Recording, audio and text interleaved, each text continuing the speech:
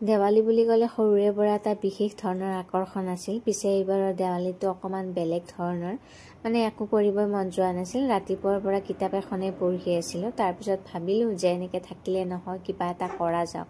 ৰংগুলী বনাবতো একেবাৰে ইচ্ছা নাই, যিহেতু মনৰে ৰং নোহোৱা হৈ আছে, সমাজৰ ৰং নোহোৱা হৈ আছে। তাৰপিছত ভাবিলোঁ যে জুবিন দাও কৈছিল যে আমি কাম কৰিব লাগিব, গতিকে তেওঁকনো কেনেকৈ সাঁচি ৰাখিম বা কেনেকৈ ৰাখিম আমাৰ মাজত, সেয়েহে ৰংগুলী এটাকে বনালোঁ। আৰু ইফালে মই প্ৰথমবাৰৰ বাবে পানীত চাকি জ্বলাবলৈ এনেকৈ সকলোখিনি ৰেডি কৰি লৈছোঁ। আৰু ইয়াখিনি মাটিৰ চাকি ৰাতিপুৱাতেই ধুই থৈ দিছিলোঁ। আৰু মাটিৰ চাকি লগালেহে মনবোৰ ভাল লাগে, যিমানেই লাইট নলগাওঁ কিয়, সেইবোৰতো আৰ্টিফিচিয়েল হয়। আৰু ইয়াৰ সন্ধিয়ালৈকে মোৰ ৰংগুলীও হৈ গ'ল আৰু মই চাকিখিনিও ৰেডি কৰিছোঁ লগাবৰ কাৰণে।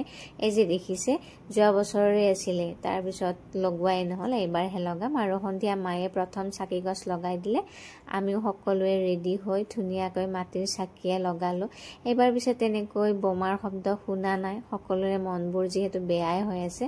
আৰু মই সন্ধিয়ালৈকে ঘৰৰ সকলোতে চাকিয়ে জ্বলালোঁ। মাটিৰ চাকিৰ আমেজটো বেলেগ, অকণমান ধূনাও দি দিলোঁ মনবোৰ ভাল লাগিবৰ কাৰণে। পিছে যি নহওক, মনবোৰ যিহেতু বেয়া, জুবিন দাই ন্যায় পাওক, সেয়াই চাগে সকলোৱে কামনা কৰি আছে। জাষ্টিছ ফৰ জুবিন গাৰ্গ বুলি লিখাৰ বাহিৰে বৰ্তমান আমি একোৱে কৰিব পৰা নাই। আৰু এই অশান্ত মনবোৰ শান্ত হওক আৰু দেৱালীৰ পোহৰে সকলোৰে জীৱনবোৰ পোহৰাই তোলক।